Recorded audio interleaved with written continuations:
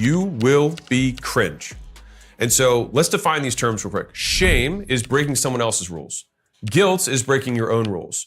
Cringe is supposed secondhand embarrassment. Someone saying, oh, that's cringe, saying, I'm embarrassed for them. But in reality, it's a defensive status play, which means you should interpret it as if someone says, oh, that's cringe, they said that to you.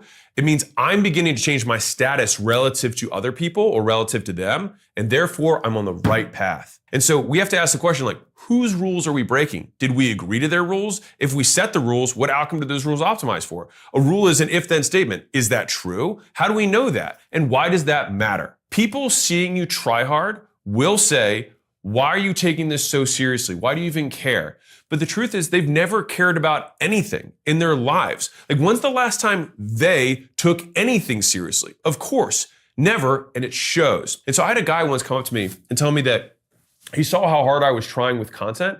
And then he said he'd almost outsourced all of it down to 2 hours a week. And he was like, yeah, like bragging about it. And I said, yeah, it shows. And he just like looked at me and I was like, yeah, it shows, right?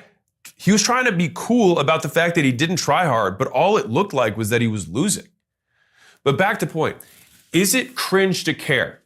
Yes, of course it's cringe. You can make anything cringe by just caring about it. And the only people who think caring isn't cool are people in high school or people who got older but never grew up.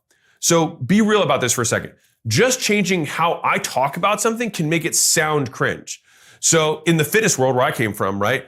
Bodybuilding, you could be obsessed over muscles, oiling up and posing in tiny trunks on a stage for strangers, right? Maybe competitive chess, right? Staring at a board for hours in dead silence, obsessing over wooden pieces like your life depends on it. Making YouTube videos, cringe. Setting up light, you're gonna set up your little lights and talk to your little camera like an idiot, like no one's listening, right? Editing for hours just for a couple views and comments. Oh, writing a book, that's cringe. Locking yourself away for months or years, pouring your soul into words that most people will never read. Like you just go sit away and type at your keyboard, right? Anyone can make anything cringe, right? Because anyone who cares about anything is cringe. But the worst, and I think Dom Mazzetti said this, and I love this, the cringiest thing of all is to be scared about looking cringe. So why are you hating on someone else who actually has a passion or an interest or actually tries? Like, do we really want a world where people care less? Because when you make that claim, like, who do you really hate? Who does the person who says that's cringe really hate? Do you hate them for committing to something or yourself for lacking the guts to commit to anything? I want to show this in the realest form I possibly could. I went through the archives. I scrolled all the way back, and I'm a weirdo about, like, I try to keep everything. So I have like my lifelong text and videos and pictures, and I'm very grateful for that. So I'll give you a tiny piece of advice to anybody who's on the journey right now. Document more. Like, I would say I don't have many regrets in life, but one of them is that I didn't document the struggle. I didn't document the journey because I was ashamed of it. I didn't want anyone to know. It's kind of like the people who, like, when they're overweight, they don't want to take pictures of themselves because they're ashamed.